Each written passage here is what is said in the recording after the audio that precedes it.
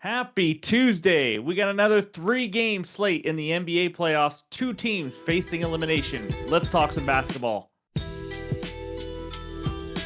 What's going on, everyone? Welcome back in to another episode for Just a Bet Outside. I am your host, Steven, and we got some more basketball to talk about, baby. That's right. It was a 2-2 day because that's pretty much what we've done like 4 of the last 5 days, except for one winning day.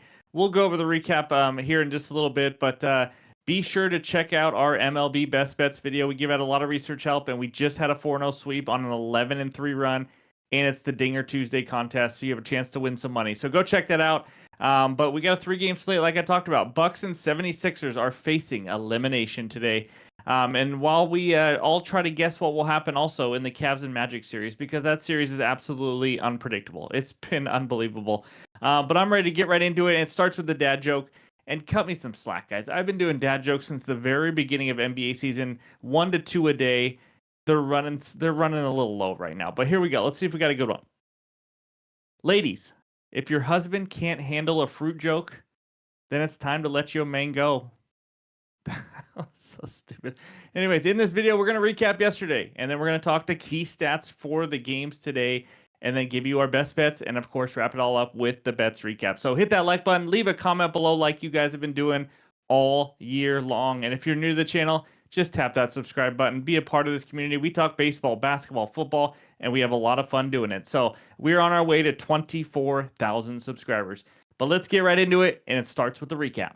All right, let's go over this mediocre day again. Anthony Davis, 16.5 rebounds plus assists, ends with 19. He probably would have got 20-something if he wasn't playing with one arm. I was a little worried. He had 11 at halftime, and then he got hurt, and he looked like he didn't want to do anything, but came up clutch in the fourth quarter, grabbed a ton of rebounds, and he cashed. Celtics, minus 10.5.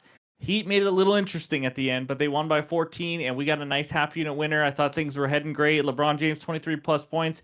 He scores 30. Trey Murphy sucks. How in the world do you score 7 points in 42 minutes when you're an offensive guy? He was just non-existent.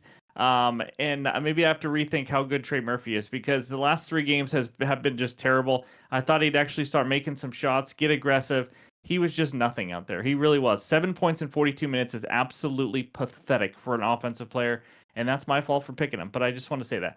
And then Jovic, not Nikola Jokic, but this was terrible. I put a half unit on it. It was a late ad in the day.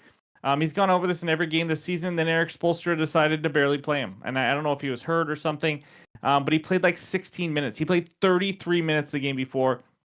This is one of those games in the playoffs, guys, or one of those bets in playoffs where we're trying to predict what a guy's going to do. I don't think anybody in the world saw him playing 16 minutes after playing 33 as a starter last game, but it is what it is. Spoelstra did not call me, and I'm not happy with him. But either way, it was a half-unit loss. So 2-2 day, just a blah, lost a little bit of juice.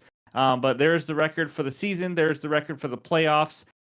We just need one good day, and we're back to even. So anyways, that's the bets recap for April 29th. And before we get into the best bets for today, let's talk some key stats. All right, we got a lot of info on this page, guys. I'm not going to say every single one, but as you guys know, I like to talk rebound chances and potential assists. It's a good way of predicting. You can't just look at a number, oh, he had 7 assists, he'll get it again, or anything like that. How many chances they're getting? Are they getting lucky, unlucky? The first two guards on the Indiana Pacers, Halliburton had only 4 assists last game on 13 potential assists, because out of nowhere, Andrew Nembhard had 9 dimes on 15 potential assists. He made 52 passes last game compared to Hallie's 62, which is pretty even. And in the first 3 games of that series, Nembhard only had 3, 3, and 4 assists. It was just one of those games. We'll see if it continues like that, but I think it was kind of an outlier.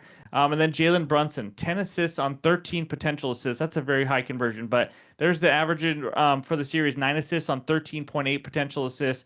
If anyone likes to bet Kyle Lowry, go for it. But 7 assists on 9 potential assists. Got a little lucky there. And then Anunoby, 14 boards. How about 20 rebound chances for OG? He's obviously not averaging that. He's averaging 6.5 on 10.3 this series. And then Franz Wagner is probably sorry, I didn't do my German accent. Franz Wagner had 13 rebounds on 14 rebound chances. Absolutely insane. That almost 100% of his rebound chances. Anyways, he's only averaging 8 on 12.3, but I guess I am going over everyone. Sorry about that. But anyways, Joel Embiid, he had 10 rebounds on 19 rebound chances last game. Just not a ton. Obviously, he's not He's not just grabbing a ton of rebounds all the time because you can tell he's not healthy, but scored 50. He still knows how to play. But he's averaging only 9 rebounds on 21 rebound chances per game this season. That means he's converting 42.9% of his rebound chances into rebounds. In case you want to know how that was compared to what he did in the season, he converted 60.4% of his rebound chances per game into rebounds. So, I mean, the conversion rate is just super low right now for him. Will it turn around? I don't know. But again, I'm just here to give you as much info as humanly possible. So, those are the key stats for rebounds and assists for these players and these teams for the games today. And now it's time for the best bets. All right, this segment of the show is brought to you by our sponsor, Better Bet. That's BTR Bet, the best place to find, track, analyze, and share your bets. Click that link below in the description and go check it out. All right, this first one takes us out to Madison Square Garden, where the Knicks are hosting the Philadelphia 76ers. Knicks -4. Total in this game is 202. Hold your breath. You're going to roll your eyes. This is scary, and I know I could look really stupid. But give me Jalen Brunson under 35.5 points at -130 on ESPN Bet. Yes, I know Jalen Brunson went absolutely off in the last 2 games. I'm aware of that. I saw the games. He is really good. I get that. But just before that, just a couple of games ago, he had gone under 30 points against 76ers in like 5 or 6 straight games, including way under this 35.5 line in games 1 and 2 at home. So, out of pure principle, guys, I got to take this under. 35.5 is absolutely insane. At home, Brunson averaged 27.9 points per game.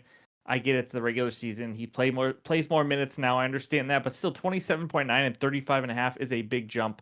And I believe that role players step up. We've seen it in a lot of these series. Role players step up more and score more when they are at home. You've seen Tyrese Maxey when he went on the road. He played better in games 1 and 2 in New York as opposed to at home and things like that. So I think we're going to see a little bit more shooting from some role players. They're going to be a little more aggressive. And Brunson, by the way, also went under this line in 17 of his last 22 home games. That includes game 1 and 2. So again, I know that he's playing big minutes, but that's almost 100%. I mean, it's pretty high. You have to think the 76ers game plan, you just have to, is to say someone else has to beat us except Jalen Brunson. We cannot let Jalen Brunson score 40 with our season on the line. You would think that's going to be the case with Nick Nurse and them. But, I mean, it's like I said, the 76ers are win or go home. You got to think they're going to throw the kitchen sink at Jalen Brunson. And listen, Jalen Brunson could have a great game and score 31, 32 points, and he's still under this line. So I think role players step up. I think this line is just a little too high. You don't usually see players score 36 or more points in a game predicted to be slow with 2 great defenses with a total of 202 points. Yes, it's scary. I like the bet. Tail at your own risk. Obviously, if you don't like this, you think Brunson's going off, that's completely fine. I completely understand. I'm not going to argue it. But at 35.5, I have to take the under on Jalen Brunson as my first best bet. All right, this second bet is a player prop parlay. And this first leg is in a series that I told myself to never bet again, but I'm doing it again. Give me Jared Allen, 10 plus rebounds, and Tyrese Maxey, 23 plus points at -115 on FanDuel. I think I've bet Allen 10 rebounds or more, or over 11.5 or 12.5 in like every game this series. So this is all about the minutes for Mr. Jared Allen. I am pretty much saying in this first leg, Jared Allen to play 30 or more minutes. That's what I'm saying. The same thing as 10 plus rebounds to me. The last 2 games were absolute blowouts, and he played under 30 minutes. He played 28 and 24 minutes only in one of the games, and he still had 9 and 8 rebounds. It's not like he was getting 4 or 5 rebounds. In the first 2 games, when he played 35 and 38 minutes, 18 and 20 rebounds. We all know it. He was an absolute monster. Here's the stat. In the last 40 games that Allen has played 30 or more minutes, 40 games, he has 10 plus rebounds in 34 of those 40. That is a very high percentage. They are pissed off. Maybe the Cavs blow the Magic out. Maybe that happens. But hopefully in this case at home, and the Magic are missing a lot of shots, he's going to get a lot of rebound chances like he did in game 1 and 2. The young Magic team struggles on the road. They dominate at home this year, and they have struggled on the road. We have seen it all season long. We saw it in games 1 and 2. They go cold again. There's a lot of rebounds to be had, that's for sure. So what I love about this is that he really doesn't. I think he has the capability, first of all, of getting 15 to 20 rebounds again. So I'm only needing 10 again. And if he plays 30 more minutes, guys, I mean, he gets 10 in his sleep. I'm going to be honest with you. He really does. He can get offensive rebounds, defensive rebounds. Per game this series, in this series, he's averaging 13.8 rebounds, 22.5 rebound chances. And he still had 9 rebounds and 15 rebound chances in only 24 minutes, guys. 15 rebound chances in 24 minutes in that absolute blowout in Orlando. I mean, give me Allen. If he plays 35 minutes, ladder the crap out of this. So it's up to you guys on how many minutes you think he's going to play based on the blowout. But hopefully we get a somewhat competitive game. And give me Jared Allen 10 plus rebounds. And yes, I know. I told myself not to bet it, but I'm going back to it. So anyways, but then second leg, Tyrese Maxey, 23 plus points. Back to that Philly New York Knicks series. Maxey's line is 25.5, 26.5 right now, actually, in some books. I only need 23 points. He has scored 23 or more in all 4 games. Last game was the worst game where he scored 23 on the dot. I know because we had that bet and we won because we had 23. He shot an awful 8 for 21. He took 21 shots, did not make many of them, and still hit the 23 points on the dot. On the road in games 1 and 2, excellent. Like I mentioned, stars step up on the road. I hope he does this time. He scored 33 and 35 points in games 1 and 2. In a do or die game, I expect Tyrese Maxey to play 42 or more minutes. I mean, easily. And he is averaging, by the way, this series, almost 43 minutes played per game and 22 and a half shot attempts per game. I am needing this guy to score 23 points on 23 shot attempts, pretty much. I don't think that should be a problem. Obviously, he could go ice cold and all that, but I just think he needs an average night of shooting to hit 23 points, to be honest with you. And hopefully it's competitive and he's playing maybe 45, 46 minutes. Who knows? But like I said, I like stars on the road.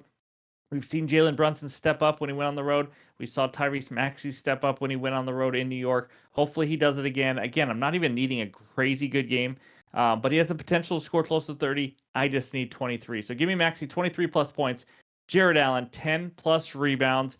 And those are my 2 best bets for Tuesday. Any other added plays I have will be in the pinned comments. If I have any leans even, I will throw those out there also in the pinned comments on X and on Discord. As you guys know, every single night is just bonkers for us right now trying to do MLB and NBA videos. But that's what we got. Those are the 2 best bets. Now let's check out the recap.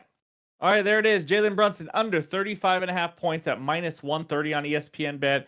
And then Jared Allen, 10 plus rebounds, and Tyrese Maxey, 23 plus points at minus 115 on FanDuel. Those are the best bets. Let's get a sweep. Again, I may add a third one, though, in the morning. So check the pinned comments on X and on Discord. The quickest way, guys, is to go join that Discord. It is completely free. I don't charge people for Discord or anything like that. It is free. I do the write-up and the bet on there first. Then Twitter gets it, obviously, later in the day as well. And so go follow us on Twitter or X and hit the notification bell and just get it right when I put it out there. So those are the best bets, though. Thank you guys for watching. I appreciate the support during this entire season, during the playoffs. I'm ready for a hot streak. Let's start it today. So anyways, hope you have a great Tuesday, and we'll talk to you soon.